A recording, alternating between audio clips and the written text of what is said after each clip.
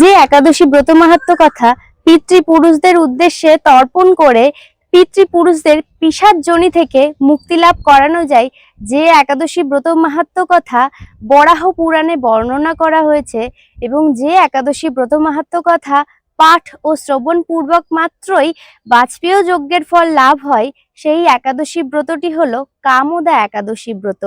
যে ব্রত চৈত্র মাসের শুক্লপক্ষীয় একাদশী ব্রত, এবং এই কামোদা একাদশী ব্রতই আমাদের পালন করতে হবে 29শে মার্চ 2026 রবিবার, এবং পালন করতে হবে 30শে মার্চ 2026 সোমবার।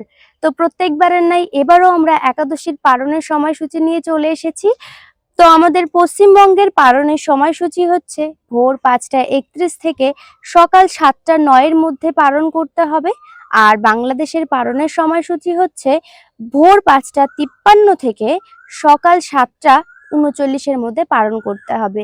অন্যান্য একাদশী ব্রতের পালনের সময়সূচি অনুযায়ী এই একাদশী ব্রতের পালনের সময়সূচি কিন্তু একটু কম, তাই আমাদের সঠিক সময়ে অবশ্যই পালন করে নিতে হবে।